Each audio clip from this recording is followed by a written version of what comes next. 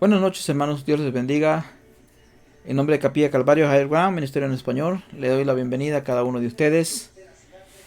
Espero que estén pasando un buen día. Y ahora en esta noche de estudio bíblico, les pido que abran sus Biblias en el Éxodo 25 que estamos estudiando en este día. Vamos a orar para entrar entonces en nuestro estudio bíblico de esta noche. Bendito Padre, te damos toda la gloria y toda la honra a ti, Señor. Padre Santo, gracias por tu palabra. Bendícela, Señor.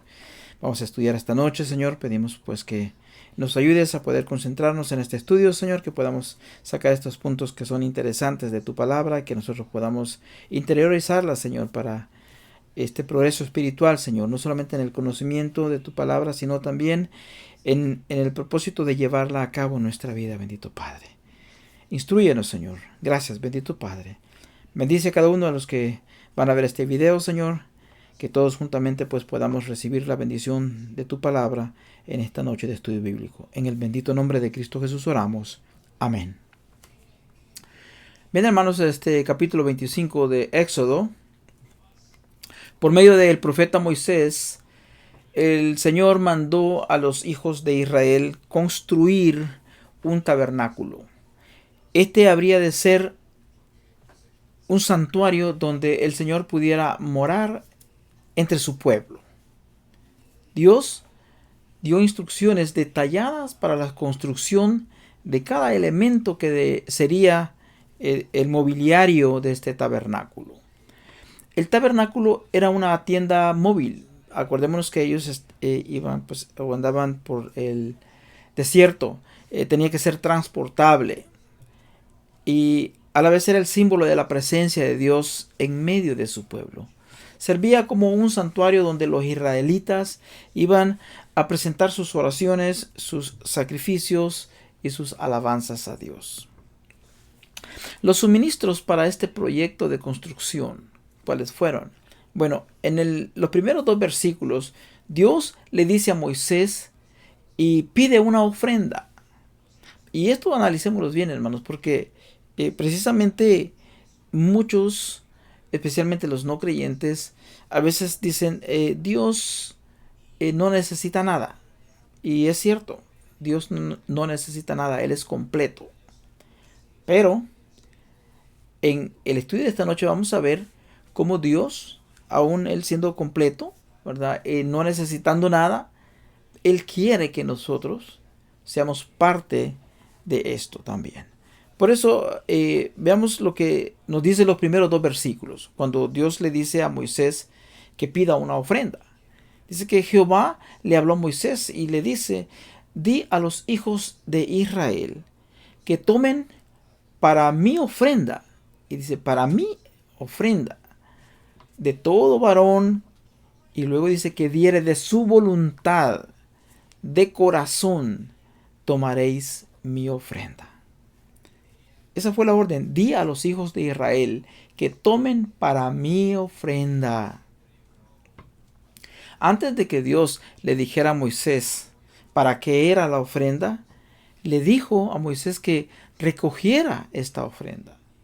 Dios quería que Israel tuviera motivos o estuviera motivado desde su corazón, con un corazón dispuesto, más que todo que una necesidad de tener un lugar, sino más bien que hubiera una disposición de su corazón.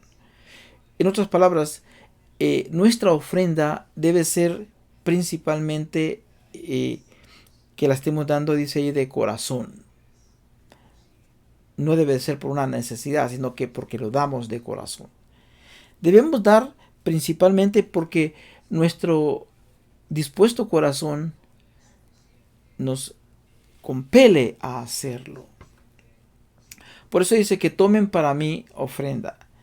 Dios es un Dios rico. Él es el dueño de todo. Él es el hacedor de todo. Y Él puede utilizar cualquier método para proveer, para dar. Sin embargo, usualmente usa los corazones dispuestos de su pueblo como la forma de apoyar su obra. Haciéndose un paréntesis en esto, la ciencia médica confirma lo sano que le es al hombre cultivar una actitud de generosidad. Los doctores Eric Fromm y Viktor Frankl, estos comentan: la generosidad y gratitud son dos conceptos importantes que denotan excelencia del carácter personal. Además, en cierto modo, son complementarios. En efecto, la relación entre estos dos conceptos se inicia con un proceso afectivo de dar, ya sea un bien material, dar un consejo o una ayuda o otra persona sin esperar recibir. La generosidad es una conducta prosocial que apunta a propiciar el bienestar de otra persona. Fin de la cita. Es lo que comentan estos doctores. Entonces nos está diciendo allí de que tener este carácter, ser de esta actitud generosa, es saludable. Este proceso de dar, ya sea un bien material, un consejo, algo que tú hagas de corazón, es saludable. Y es lo que Dios quiere. Dios quiere desarrollar corazones generosos dentro de nosotros. Cuando nos convertimos en dadores, nos parecemos más a Dios, porque Él es el dador más grande. De hecho, Juan 3:16 dice que de tal manera amó Dios al mundo, que dio a su Hijo, a su único Hijo. Entonces, Dios es el mejor dador. Debemos ser dadores, no tanto porque Dios o la iglesia lo necesiten, especialmente cuando se refiere a tu dinero, a nuestro dinero, sino porque debemos de ser conformados a la imagen del Hijo de Dios. De todo, dice, todo varón que le diere de voluntad, de corazón. Dios solo quería las contribuciones de aquellos que dieran de su propia voluntad. No estaba obligando, estaba diciendo que aquellos que tuvieran esa voluntad en su corazón a darlo. Dios no está interesado en ofrendas obligadas o manipuladas. No. En el Nuevo Testamento, esta idea se repite en la segunda carta a los Corintios, en el capítulo 9 y en el versículo 7. Ahí nos dice la palabra de Dios que cada uno dé como propuso, dice, en su corazón, no con tristeza, ni por necesidad. Y luego dice, porque Dios ama al dador alegre. Tomaréis mi ofrenda, le dice, ¿verdad? La ofrenda no pertenecía a Moisés, no pertenecía a los ancianos ni a aquellos 70 que tenía que le ayudaban allí. No le pertenecía ni al propio Israel. Dios dijo, tomaréis mi ofrenda. La ofrenda pertenece a Dios. Y Moisés y la nación la tomaron en nombre de Dios. El único propósito para nosotros como hijos de Dios es cumplir y completar su misión. El único propósito para nosotros como hijos de Dios y completar entonces su misión, al igual como lo hizo Cristo Jesús, porque Él nos dio el mejor ejemplo. Cristo Jesús es nuestro mejor ejemplo de cómo pasar los días de nuestra vida. A los 12 años, cuando José y María buscaban desesperadamente y preocupados a Jesús porque se había extraviado, según ellos, ¿no? Lo andaban buscando. Cuando lo encuentran en el templo, ¿cuál fue la respuesta de Jesús? ¿Que no sabían que en los asuntos de mi Padre me es necesario estar? Sí, los asuntos del Padre era su prioridad. Cristo tomó nuestro lugar en su muerte en el Calvario. Él dio su vida. Vemos cómo Él es dador. Entonces él sirve como un ejemplo, como joven, como niño, dio el ejemplo diciendo tengo que estar en los asuntos de mi padre y los asuntos de su padre, redimir a esta humanidad, redimirnos. Y Jesús como ese ejemplo de dador da su vida y muere en el Calvario. Él quiere que también nosotros tomemos un lugar específico, ¿verdad? Ahora en este mundo, para completar su misión, su obra, la cual Él comenzó mientras estaba en la tierra. Él comenzó la obra de predicar, de hablar del reino de Dios, de dar estas buenas nuevas de salvación mientras estaba en la tierra. Pero también nos dio una comisión que hacer, pero quiere que lo hagamos con un corazón dispuesto. De hecho, Romanos 10:10 nos dice que el corazón, ¿verdad? Que con el corazón se cree para justicia. Volvamos al relato de Éxodo 25, de los versículos 3 al 7. Se menciona los materiales específicos que se deberían recolectar. Dice allí, esta es la ofrenda que tomaréis de ellos: oro, plata, cobre, azul púrpura, carmesí, lino fino, pelo de cabra, pieles de carneros teñido de rojo, pieles de tejones, madera de acacia, aceite para el alumbrado, especies para el aceite de la unción y para el incienso aromático, piedras de ónice y piedras de engaste para el efod y para el pectoral, es decir, lo que le iban a hacer el pectoral que iba a llevar el sacerdote, varias piedras. Si usted se pusiera a pensar en todos estos materiales, tienen un gran costo. Y todos ellos tenían este tipo de materiales porque el sistema de que ellos tenían, utilizando el trueque, hacían cambios para cumplir con sus necesidades, para comprar, para intercambiar, ¿verdad? No tenían este sistema falso de papel que tenemos ahora, ¿verdad? Que nos han engañado con un valor que realmente ni lo tiene. Pero ellos, imagínense, oro, plata, cobre y todas estas inciensos y piedras que tenían. Una persona hizo una investigación con estos nombres y el valor más o menos que podrían tener en nuestro tiempo. Habló de 13 millones, imagínense, wow, es tremendo, ¿no? Lo que costó el hacer este tabernáculo. Esta es la ofrenda que tomaréis de ellos, fue lo que le dijo el Señor a Moisés. Cada uno de estos materiales se usó para construir en la estructura que Dios le ordenó a Moisés que construyera. Cada uno de estos materiales tiene una representación simbólica o espiritual. Pero no vamos a hablar de todos estos simbolismos en este día, ¿verdad? Esta porción de este libro es muy interesante porque nosotros podemos ver todo este proceso que tenían que ellos hacer con el propósito de establecer después todo el procedimiento de lo que llegó a ser el culto a Dios por medio del pueblo de Israel. Este tabernáculo pues era una forma física de expresar tanto la trascendencia de Dios como la inmanencia de Dios. Es decir, Dios demostró su carácter efectivo del modo divino de existir. O sea, Dios es espíritu, ¿verdad? Y no mora en algo físico.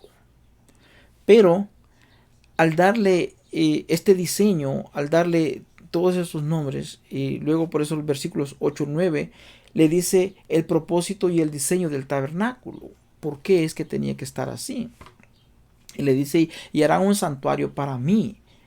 Y luego ahí dice, y habitaré en medio de ellos. Dios es espíritu, pero les está diciendo que iba a habitar en medio de ellos. Por eso necesitaba este tabernáculo, con todas las órdenes específicas que le estaba dando, y con todos los detalles que ellos tenían que cumplir.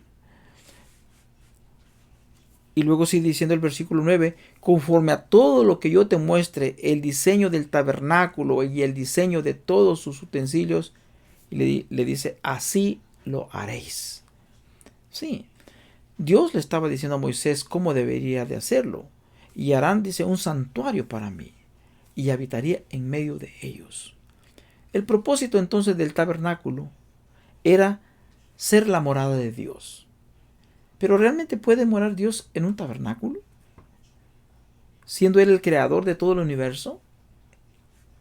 La idea no era de que Dios viviera exclusivamente en ese lugar, sino que sería el lugar específico donde los hombres podían venir y encontrarse con Dios.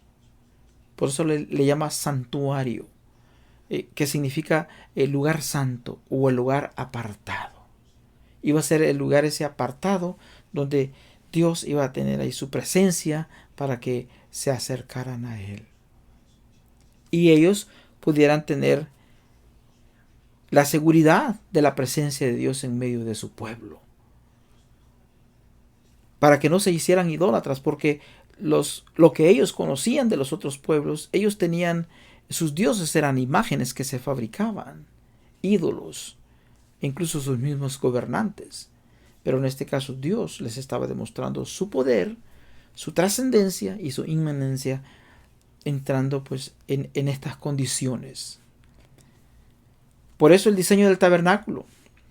Esta primera representación de la morada de Dios sería un tabernáculo o tienda y no una estructura permanente. ¿Por qué? Porque iban a tener que moverse después. La palabra está tabernáculo o mishkan, como se menciona en su lenguaje original, aparece por primera vez aquí en este lugar, en este capítulo 25 de Éxodo. Aparece en 139 ocurrencias en todo lo que tiene que ver en el Antiguo Testamento. Y esta palabra, su origen es de la palabra morar, que es sacán. Y esto quiere decir que es el lugar donde Dios habita en medio de su pueblo. Conforme a todo lo que yo te muestre, el diseño del tabernáculo y el diseño de todos sus utensilios, Dios le estaba dando las instrucciones a Moisés, le estaba enseñando cómo debía de ser lo que tenía que fabricar. Es evidente de que Dios no solamente describió el tabernáculo y los utensilios a Moisés, sino que también dice que le mostró algo de su estructura o diseño. ¿Y hubo alguna visión que acompañó el pronunciamiento de estas palabras? Posiblemente sí, ¿verdad? Al haber visto una visión del cielo donde está este tabernáculo.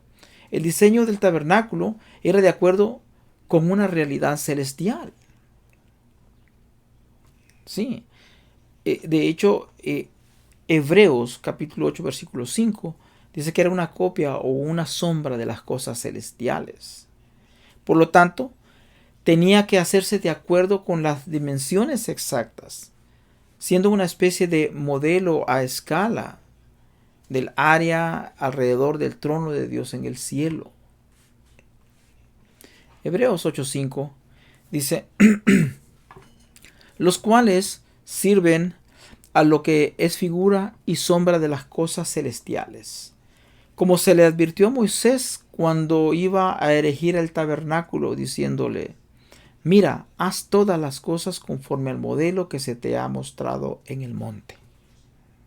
Es interesante que el escritor del libro de Hebreos nunca habla del templo de Salomón o de Herodes, ni de los procedimientos como hicieron estos templos, pero sí habla del tabernáculo que fue hecho en el monte Sinaí, o frente a lo que es el monte Sinaí. Y es que estos otros templos, tanto como el que hizo Salomón, como el templo de Herodes, Dios no mandó a hacerlos. Dios mandó a hacer el tabernáculo que está en Éxodo 25. Pero la tradición judaica afirma que pues, el antiguo tabernáculo era una copia del verdadero tabernáculo de los cielos.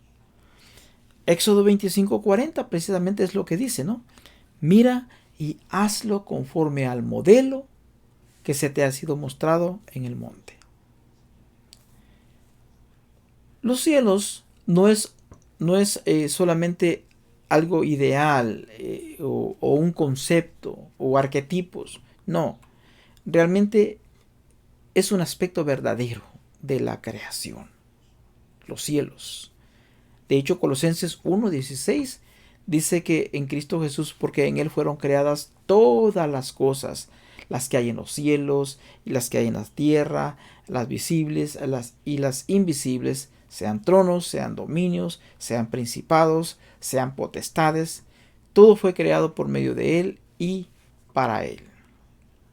Apocalipsis 11, versículo 19, la parte A dice que y el templo de Dios fue abierto en el cielo y el arca del pacto se veía en el templo. Para los que andan buscando el arca, está allá en el cielo. Si la quieren encontrar, tienen que ir al cielo. El modelo que vio Moisés en el monte Sinaí. También nos dice la Biblia que este tabernáculo celestial dejará de existir algún día.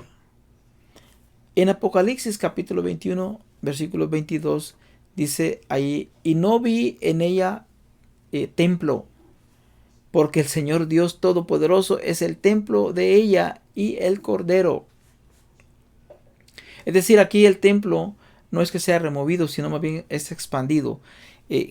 Cada cosa y cada lugar es santo en la morada de Dios. Por eso dice el templo de Dios fue abierto en el cielo. Todo es en sí, ¿verdad? Ya no hay un templo específico, un lugarcito pequeño, no. Todo, porque todo es santo. Ahora puede verse este santuario entero en el templo celestial de Dios. Es la esencia de lo que Hebreos 8:5 nos dice. También Hebreos 9, versículos 23 al 28. Usted puede leer estos textos en su casa. Cuando Jesús murió, el velo del templo se partió de arriba hacia abajo, dice, señalando que el acceso a Dios ahora estaba disponible para todos, pero por medio de Cristo. Hebreos 9:8, Hebreos 10:20 nos lo dice. Es lo que está haciendo alusión, alude a esto. Ahora, iguales simbolismos se repiten aquí. Dios está disponible para todos. El interior del santuario celestial ahora está totalmente abierto y visible. Los que no creen en Jesús no aceptan el significado del tabernáculo y sus partes. Muchos de los símbolos que encontramos nosotros en el tabernáculo eran proféticos y apuntaban hacia Jesús. Y para ir concluyendo, hermanos, volvamos allá Éxodo 25:8. El propósito y el diseño del tabernáculo. Dice, y harán un santuario para mí y habitaré en medio de ellos. ¿Cómo aplicamos lo que Dios le manifestó a Israel? Porque Dios quiere habitar en medio de su pueblo. Éxodo 29, 45 al 46, dice, y habitaré entre los hijos de Israel y seré su Dios. Y conocerán que yo soy Jehová su Dios, que los saqué de la tierra de Egipto. Y luego dice, para habitar en medio de ellos, yo Jehová su Dios. Entonces, en el Antiguo Testamento, Dios muestra su disponibilidad para con su pueblo. Él habita en el tabernáculo. Ahora, en el Nuevo Testamento, vemos a Jesús en medio de su pueblo. Jesús sube al cielo y deja la promesa del Espíritu Santo para que no estemos solos. Mateo 28:20 les dice, he aquí yo estoy con vosotros todos los días hasta el fin del mundo. ¿Cómo está Cristo contigo? ¿Cómo está Cristo con nosotros? ¿Cómo está Cristo con su iglesia? Si Él se fue al cielo, está mediante el Espíritu Santo. Está mediante el Espíritu Santo que fue derramado en su iglesia en el Pentecostés. está en el Espíritu Santo que mora hoy en cada una de estas piedras vivas que componen el templo de Dios. Efesios 2:22 dice: a quienes también vosotros sois juntamente edificados para morada de Dios en el Espíritu. Hablando del cuerpo colectivo de la iglesia de Dios, el cuerpo de Cristo, el templo de Dios. Dios quiere que vivamos una vida en victoria y en libertad. Es lo que 1 Corintios capítulo 15 versículos 57 dice. Pero dice: a Dios gracias que nos da la victoria por medio de nuestro Señor Jesucristo. Así es que en Cristo somos más que vencedores. Por eso Él dijo: cobren ánimo, yo he vencido. Por eso Él quiere que vivamos vidas victoriosas. Pero también quiere que vivamos en libertad. Gálatas 5:1 nos dice que Cristo nos hizo libres. Y luego da la advertencia o el llamado. Por tanto, permaneced firmes. Es decir, ya te hizo libre el Señor, permanece firme. Y dice: y no os sometáis otra vez al yugo de la esclavitud. ¿De qué esclavitud está hablando aquí? La esclavitud del pecado. Ya no vivir para los deseos de la carne, sino vivir para este espíritu que Dios ha dado, que mora ahora en cada uno de estas piedras vivas que componen el templo de Dios. Tú eres el templo del Espíritu de Dios. El sistema del templo antiguo, del Antiguo Testamento, quedó obsoleto. Y esto fue cuando ya el nuevo pacto fue ratificado. ¿Y cuándo fue este nuevo pacto inaugurado? Fue inaugurado aquella noche cuando Jesús les dijo a sus discípulos que estaban con él: esta es mi carne y mi sangre, ¿no?, del nuevo pacto. Ya Judas se había ido en ese momento, porque acordémonos que estaban ellos haciendo la Pascua, pero después Judas salió, y entonces después de ello Jesús instituye este nuevo pacto. Ya no tenemos que depender de los sacerdotes para que realicen sacrificios una vez al año a nuestro favor.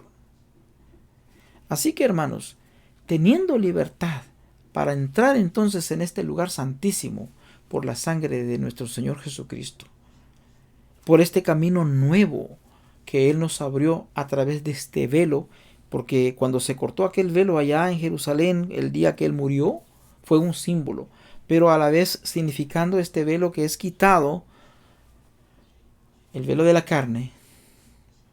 Entonces nosotros pues podemos entrar hasta el lugar santísimo, la misma presencia de Dios. Ahora está disponible a todos los que vienen a Cristo. A todos aquellos que ponen fe en nuestro Señor Jesucristo, esa entrada está disponible hasta este lugar santísimo. Donde antes había una barrera imponente de custodia, ahora hay un camino abierto en Cristo Jesús para entrar a ese templo, a ese lugar santísimo que es el lugar de gracia. Y todo es posible por la gracia y misericordia de Dios y al sacrificio perfecto de Cristo Jesús al derramar su sangre. Seamos pues entonces esa ofrenda agradable a Dios, hermanos. Sí, por consiguiente entonces, hermanos, os ruego por las misericordias de Dios que presentéis vuestros cuerpos como sacrificio vivo y santo, aceptable a Dios, porque ese es vuestro culto racional. Amén, hermanos. Que esto sea para la gloria de Dios. Gracias, hermanos, por el estudio de esta noche. Si ustedes tienen preguntas, pueden enviarme un correo electrónico. Pueden, si es por primera vez que escuchas estos mensajes, suscríbete. Puedes darle un like si te gustó. O puedes hacer un comentario. Y puedes escribirme un email o poner un comentario en el YouTube. Y yo gustosamente responderé. Que Dios les bendiga, hermanos, que tengan una noche de mucha bendición. Que Dios les bendiga, hermanos.